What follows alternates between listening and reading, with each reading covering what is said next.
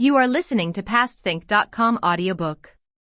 Please like and subscribe, thank you.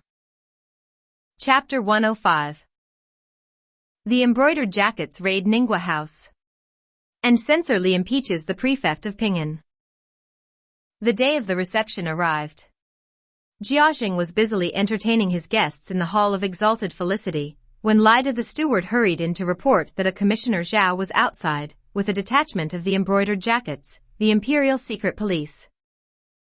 He says he is making a social call, and when I asked for his visiting card he told me there was no need for any such formality, as he was on the best of terms with you, sir. Then he got down from his carriage and started walking straight in. I beg you, sir, to go out with the young masters and receive him at once.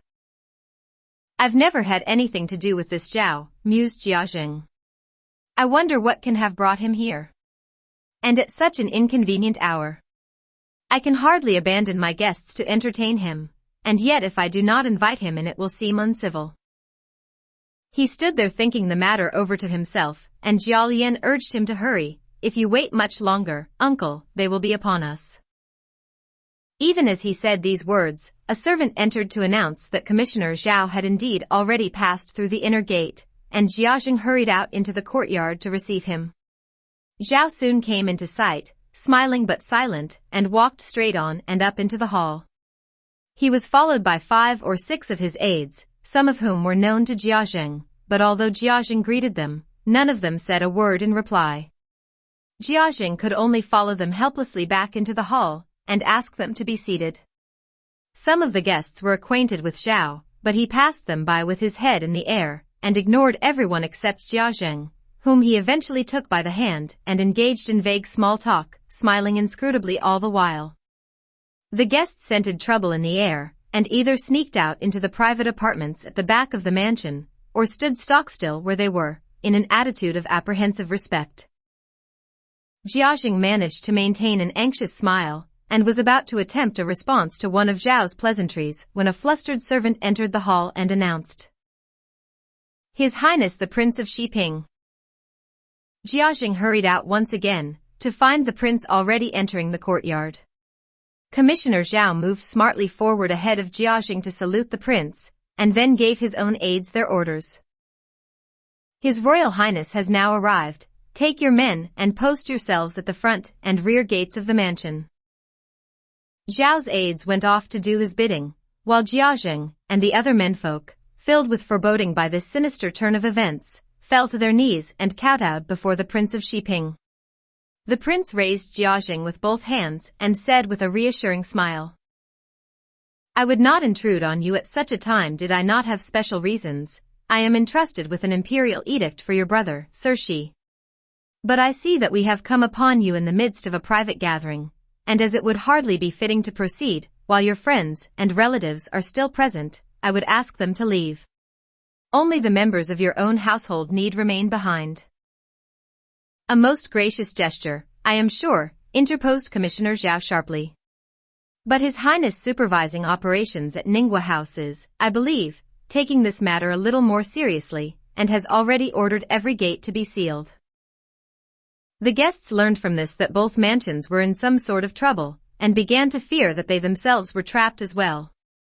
The prince, however, seemed unperturbed, and announced smilingly, Gentlemen, please consider yourselves free to leave. Send for some of my men to escort them out, he continued, addressing Zhao, and tell your own officers that these are all guests, and are not to be hindered or subjected to any kind of search, but are to be let through without delay. As soon as they heard this, the guests vanished like a puff of smoke, leaving only Jiaxi, Jiaxing, and the immediate family, who stood there trembling and pale with fear. Shortly afterwards, constables swarmed in and stationed themselves at every doorway, thereby denying freedom of movement to masters and servants alike. Zhao turned to the prince, his face positively venomous. Will your highness be so good as to read the edict, so that we can proceed with our task? The constables hitched up their robes, rolled up their sleeves, and stood smartly to attention to hear the edict. The prince began his preamble with great deliberation. I am hereby instructed by His Majesty to proceed with Commissioner Zhao Quan of the embroidered jackets, and to search and take a complete inventory of the property of Jiaxi. Jiaxi cowered prostrate on the ground as the prince mounted the terrace and, facing south, began the proclamation of the edict proper. Hearken! Inasmuch as our subject Jiaxi has connived with a provincial official, and has used his influence to persecute a defenseless citizen, he has shown himself unworthy of our favor, has disgraced his ancestors, and is to be deprived of his hereditary rank. By imperial decree. Arrest him, barked Zhao. Take the others away and put them under close guard. This referred to the other Jia menfolk present, Jia Jing, Jia Lian, Cousin Jin, Jia Rong, Jia Cheng, Jia Ji and Jia Lan. Bao Yu had somehow managed to slip out to grandmother Jia's apartment earlier, on the pretext of some indisposition or other, while Jia Huan hardly ever put in an appearance at such social gatherings. Zhao also told his aides to issue the junior officers and constables with their orders at once. They were to divide up and search the mansion room by room, taking a detailed inventory as they went along.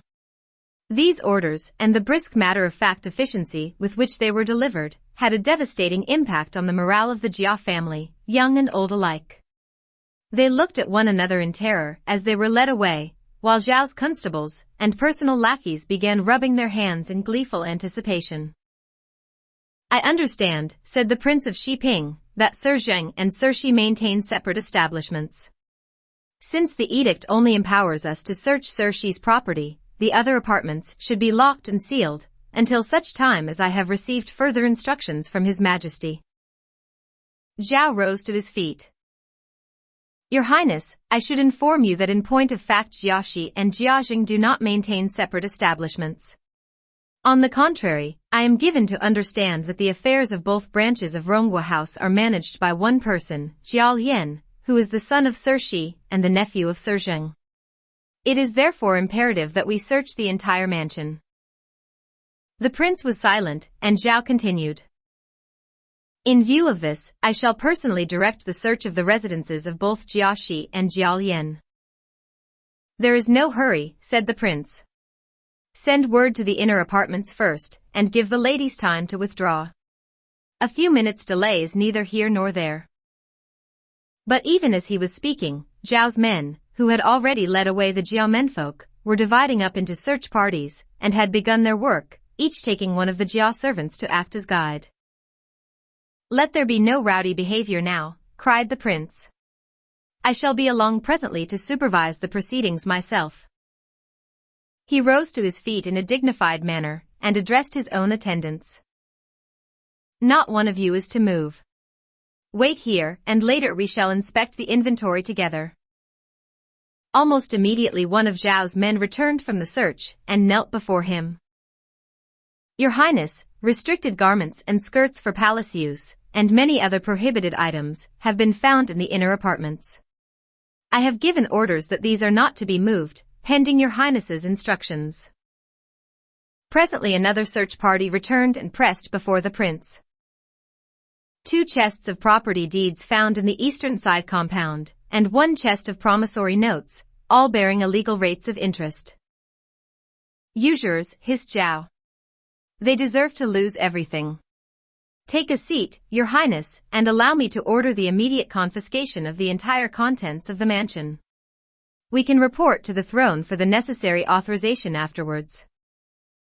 At that moment an aide-de-camp came in to speak to the prince. The soldiers at the gate have sent word that the Prince of Beijing is here, as the special emissary of His Majesty, and will deliver a second edict. You are requested to go out and receive him. Zhao welcomed this news. It was just my luck, he thought to himself, to have been lumbered with this first prince. Now he's being replaced, and I should be able to get down to business. He went out to the front courtyard, to find the Prince of Beijing already facing south, and delivering the new edict. For the edification of Zhao Quan, Commissioner of the Embroidered Jackets. Hearken! The men under Zhao's command are to arrest no one, with the exception of Jiaxi, who is to be held for questioning.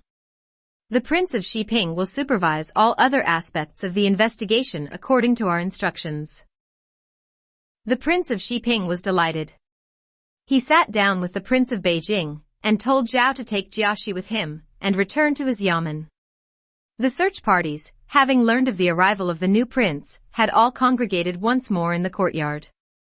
They were most disappointed to hear that Zhao was being removed from the scene, and stood around, disconsolately waiting for their new orders. The Prince of Beijing selected 2 of the more honest-looking officers, and a dozen or so of the older constables to stay behind, and dismissed all the others. I was just beginning to get extremely annoyed with old Zhao, said the Prince of Xiping. You arrived with that second edict in the nick of time. If you'd been much later, I'm afraid it would have gone badly for the Jiaos. I heard at court, replied the Prince of Beijing, that you had been entrusted with the original edict, and that the investigation was in your hands, and I must say I was greatly relieved. I knew I could depend on you to see that things did not get out of hand. But I hadn't bargained on that old rogue Zhao. Tell me, where are Xueqin and young Baoyu? I do hope these men have not been creating too much havoc. Jiaxing and the other gentlemen are being held under guard in the servants' quarters, he was informed by the officers. The men have turned the entire house upside down in the course of their search. The Prince of Beijing turned to one of them. Bring Xueqin here at once. I wish to speak to him. Jiaxing was brought in, and fell to his knees, tearfully pleading for mercy. The Prince of Beijing stood up, took him by both hands and said, My friend, set your mind at rest. When the prince went on to inform him of the new edict, Jiaxing wept with emotion, and faced in a northerly direction to kowtow his thanks to the throne. Then he came forward again to receive any further instructions. It was the Prince of Xiping who continued. My friend, when Commissioner Zhao was here just now, his constables reported having found prohibited items of clothing, and promissory notes bearing excessive rates of interest. It will be hard to gloss all this over. The clothes were no doubt intended for Her Grace's use, that I can state quite plausibly in my report. But these promissory notes, what are we to say about them? I think you, Zheng, had better go now with one of the officers, and give him a complete account of all Xueqin's property. It is essential that you conceal nothing, or you will only make things worse for yourself. How could I dare to conceal anything, replied Jiaxing. But I beg to inform your highness that our family estate has never been formally divided between my brother and myself. Individually we own only whatever we happen to have in our apartments. Very well, said the princes. Proceed on that basis, and declare whatever is in Xueqin's compound. The officers were instructed to execute this task in an orderly and civilized fashion, and departed with Jiaxing. Let us return to Grandmother Jia's apartments, where the ladies had been holding a party of their own that day. Baoyu had come to join them, and Lady Wang asked him if he ought not to be with the men, for fear of angering his father. Xifeng was also present, despite her illness, and she replied somewhat crocally on Baoyu's behalf. I'm sure Baoyu wasn't afraid of the company, Aunt Wang, and I'm sure he wasn't shirking his responsibilities. He just thought there were plenty of men to wait on the guests outside, and that he would be better employed helping us here, which is reasonable enough. If Uncle Jing needs an extra hand, you can always send Baoyu over later. Grandmother Jia laughed. Fenji may be ill, but she still has a tongue in her head. The party was warming up and the conversation becoming quite merry, when suddenly one of Lady Xing's maidservants came running in, screeching. Your old ladyship. Your ladyships. The most terrible thing has happened. Hundreds of bandits in big boots and hats have broken into the house, turned all the trunks and boxes upside down, and started stealing our things. The ladies stared at her dumbfounded. Next, Patience hurried into the room, her hair disheveled, dragging Qiaojia by the hand and sobbing hysterically. Lord have mercy on us. I was having my meal with Qiaojia when Brighty was brought in, his hands tied behind his back. Hurry, miss, he told me, go inside and tell their ladyships to hide. The prince is on his way in to search the house. I nearly died of fright. I went into our apartment to rescue a few of the more important things, and ran into a gang of ruffians who pushed me out of their way. You'd better hurry and collect together all the clothes and things you'll need before it's too late. Lady Xing and Lady Wang were utterly flabbergasted. Xifeng listened wide-eyed as Patience told her tale, and then slumped onto the floor with her head thrown back. Grandmother Jia burst into floods of tears before Patience had even finished, and was too distraught to utter a word. The whole room was in this state of total disarray, and the servants were falling over each other in their panic, when suddenly more cries were heard from outside. Ladies to withdraw. His Highness the Prince is approaching. Bao Chai and Bao Yu stood watching helplessly, as the maids and old nannies scrambled in every direction. The next they knew, Jiao Yan came running in, panting. All is well. The prince has saved the day. They wanted to ask him what had happened, but Jiao Yan was himself too infected by the general hysteria to be of any service as an informant. First he caught sight of Xifeng lying unconscious on the floor, and cried out in alarm. Then he saw that Grandmother Jia had also fainted from shock, and feared the worst for her. Patience succeeded in bringing Xifeng round, and with the help of one of the maids helped her up onto her feet, while Grandmother Jia, when she finally regained consciousness, lay down sobbing on the Kong, struggling for breath, as though she might faint again at any moment. Li Wan did her best to comfort her, and Jiao Lian himself was at last sufficiently composed to tell them of the events that had taken place, and of the kindness shown them by the two princes, though he withheld the news of Jiaxi's arrest, which he was afraid might prove too great a shock for Grandmother Jia and Lady Xing. He then went to examine the condition of his own apartment, and found chests and cupboards broken open and ransacked. There was almost nothing left. He stared around him aghast, and tears sprang to his eyes. He heard his name called outside, and went out to find Jiaxing with the two princes, and the officer taking the inventory. The items were being called out one by one. 1 Longevity Buddha in aloes wood. 1 Goddess of Mercy, ditto. 1 Buddha plinth. Rosary beads in aloes wood, 2 strings. Golden Buddhas, 1 set. 9 gold-plated bronze mirrors. Jade Buddhas, 3. Longevity and the 8 Immortals, a set of jade figurines. For Rui scepters, 2 in gold and jade, 2 in aloes wood. Antique porcelain vases and jars, 17. 14 chests containing antique objets d'art and mounted scrolls. 1 large jade jar. 2 small ditto. Large jade circular dishes, 2 pairs. 2 large glass folding screens. 2 small Kong screens. For large dishes in glass. 4 jade dishes. 2 agate ditto. For large dishes in solid gold. Gold bowls, 6 pairs. 8 bowls with pattern in gold inlay. Gold spoons, 40. Large silver bowls, 60. Silver dishes, 60. Ivory chopsticks with triple gold inlay, 4 bundles. Gold-plated jugs with handles, 12. Small spittoons, 3 pairs. 2 saucers. Silver cups and saucers, 160. Black fox furs, 18. Sables, 56. Russet fox furs, 44. White ditto, 44. Mongolian lynx skins, 12. Partly tailored Yunnan fox skins, 25. Sea otter skins, 26. Seal skins, 3. Tiger skins, 6. Brown and black striped fox furs, 3.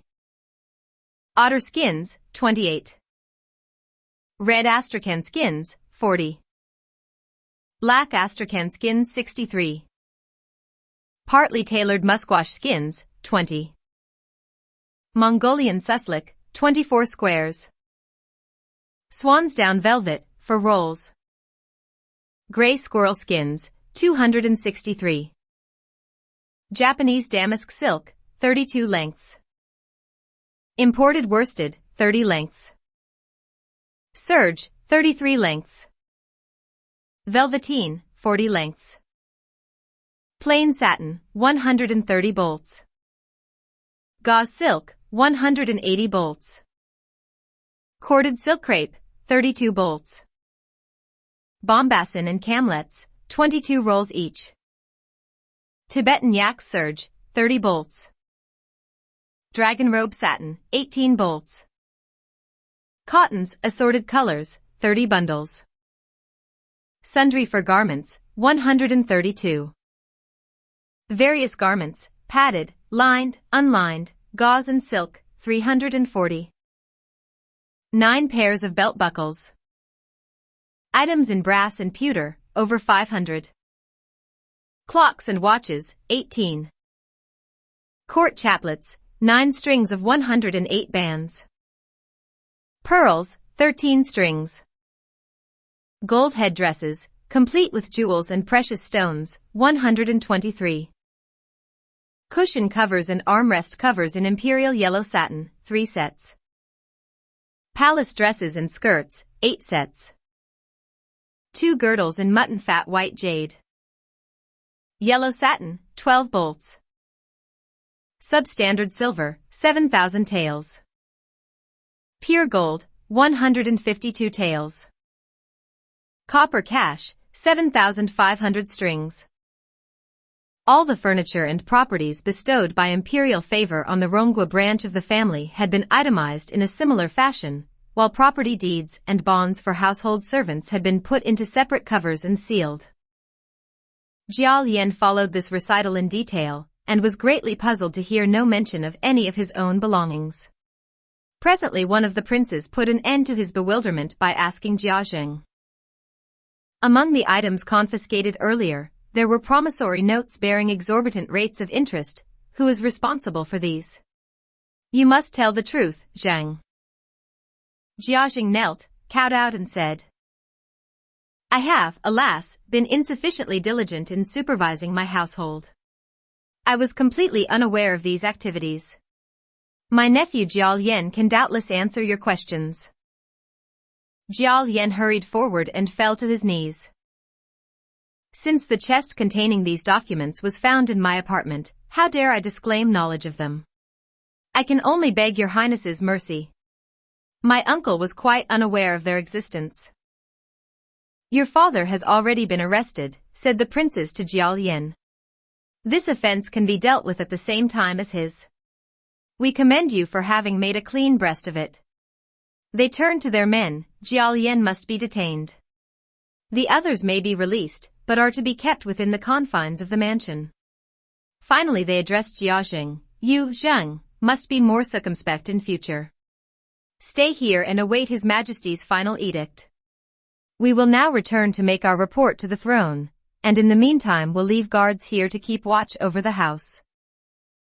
They climbed into their princely sedans and were carried out of the mansion.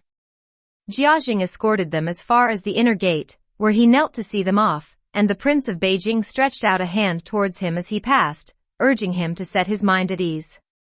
There was genuine concern written on the prince's face.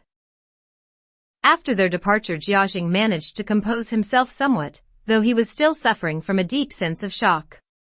When Jiao Yan came and asked him to call on grandmother Jia, informing him that she was indisposed, he roused himself at once and went in. At every doorway he encountered frantic maids and serving women, all wondering what turn events would take next. Too preoccupied to stop and question them, he hurried on to grandmother Jia's apartment, and arrived to find Lady Wang, Bao Yu, and the others gathered around grandmother Jia, their faces wet with tears. There was silence in the room, broken only by the occasional fit of convulsive wailing from Lady Xing. The appearance of Jiao brought cries of heaven be praised, and they hastened to reassure the old lady. The master is safe and sound. He's here with us. Please don't fret any more, Granny. Grandmother Jia gave a faint little gasp and opened her eyes aslit. Oh my son. I thought I'd never see you again. As she spoke, she burst out sobbing, and everyone in the room immediately followed suit. Jiao was afraid that all this emotion might injure the old lady's health, and checked his own tears. Please calm yourself, mother. I cannot deny the gravity of what has happened. But thanks to the emperor's generosity and the gracious favor of the two princes, we have been treated with great compassion. Brother Shi has only been taken for questioning, and when his case has been investigated I am sure His Majesty will deal with him leniently also. And so far, not a thing has been removed from the house. When grandmother Jia learned that her elder son had been taken away, she broke down again, and it was a while before Jiajing could finally calm her spirits. The first person to venture out of the room was Lady Xing. She went to inspect her own apartment and found all the doors sealed with strips of paper and padlocked, and her maids and serving women held prisoner inside. There was nowhere for her to take refuge, and she let out a great howl of despair. Finally she made her way to Shifeng's apartment. Shifeng's side rooms were sealed in a similar fashion, but the door leading into the main hall was still open, and from inside she could hear the sound of sobbing. She went in and saw Shifeng lying on her couch with eyes closed, her face ashen pale. Patience stood by her side, quietly weeping. Lady Xing thought Shifeng must be already dead and broke down again. Patience came up to her. Please, your ladyship, don't cry. We carried Mrs. Lian back, and she looked as good as dead. She had a sleep and then she woke up again and started crying. Now she's more settled. Please try to be calm, your ladyship. How is her old ladyship taking it? Lady Xing did not answer her question, but returned to grandmother Jia's apartment. There she was surrounded by Jia Zheng's family. She reflected on her wretched fate. Her husband and son were under arrest, her daughter-in-law was at death's door, her newly married daughter was suffering maltreatment, and now she herself had nowhere to turn. Her whole world seemed to be collapsing around her. The others took pity on her distress, and did what they could to comfort her. Li Wan sent a servant to prepare temporary accommodation, while Lady Wang deputed some of her own maids and serving women to wait on her. Jiajing meanwhile had returned to his outer study, and was sitting there, stroking his beard and nervously rubbing his hands together, waiting in a state of great trepidation for the outcome of the prince's report to the throne. He heard one of the guards shouting outside. Which part of the house do you belong to, for goodness sake? Since you've turned up here, we'll have to enter you in our book. Bind him and hand him over to the jackets. Jiajing went out to the gate and found that the man in question was Big Jiao, the trusty old retainer from Ningguo House. What the devil brings you here? He asked. Stomping furiously on the ground and calling heaven to be his witness, Big Jiao cried. Hadn't I warned these good-for-naught masters time after time, and they always said I was egging them. But you, sir, you know the wounds I had at my master's side. And now look what we've come to. Mr. Jin and Master Rong both put in chains by some prince or other, the ladies manhandled and locked up in an empty room by some men from the Watsit guards, the slaves all penned up together, sir, like the worthless pigs that they are. Everything taken out for inventory and pushed to one side, lovely old furniture broken up, china smashed to smithereens. And now they want to get their hands on me. In my more than 80 years I've tied men aplenty for my master, but let 'em do it to me, never. I gave 'em the slip at first and said I was from Ronghua House, but they wouldn't believe it and dragged me in. And now I find things are just as bad here. Nothing left worth living for. Whole place gone to the dogs. Well, I'm damned if I'll knuckle under now. I might as well go down fighting. He charged headfirst at the guards, who, out of respect for his age, and not wishing to contravene the prince's orders, handled him with restraint. Calm down, old man. We're here to carry out an imperial edict. Now just take it easy and wait to see what His Majesty commands. Throughout this Jiajing said nothing, though he was cut to the quick by the old man's words. So it has come to this, he finally exclaimed to himself. We are finished.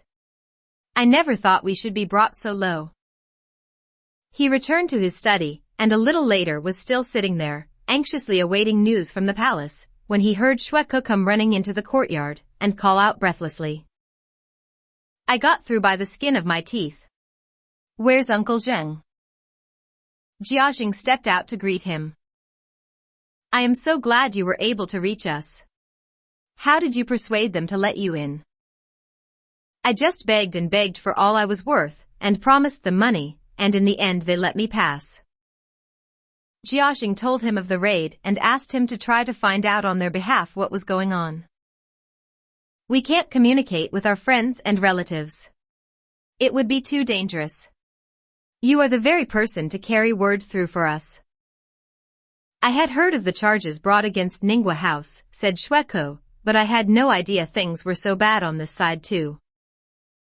But what are the charges? Asked Cao Xueqin. Earlier today, replied Xueqin, I was at the Board of Punishments on business of my own. I was inquiring about Cousin Pan's sentence, but while I was there I happened to hear of the indictments brought by 2 censors against Cousin Jun. One was for corrupting the sons of noble families, encouraging them to gamble, and that sort of thing. That was the lesser of the charges. The other was for forcefully taking as a concubine the fiancée of an innocent man. When she resisted, or so the indictment reads, he subjected her to physical violence and drove her to her death. To corroborate the charges, the censor concerned has arrested a servant of ours named Bao Er, and has also brought as witness a certain Mr. Zhang. Even the chief censorate may be in trouble, as this fellow Zhang originally appealed to them some time ago, and had his appeal quashed. Cao Xueqin stamped his foot before Xueqin had finished speaking. What have things come to? This is truly the end. He sighed, and his cheeks were wet with tears. Xueqin tried to console him, and then went out again to gather more news. Things look bad, he reported later that day. At the Board of Punishments, I could discover nothing about the 2 princes, and their report to the throne. But I did learn something else. Early this morning a censor named Li presented an impeachment against the magistrate of Pingan, accusing him of toadying to a metropolitan official, of pandering to his superiors, and of oppressing the common people, together with a whole string of serious related offenses. What has that to do with us? Replied Cao Xueqin somewhat impatiently.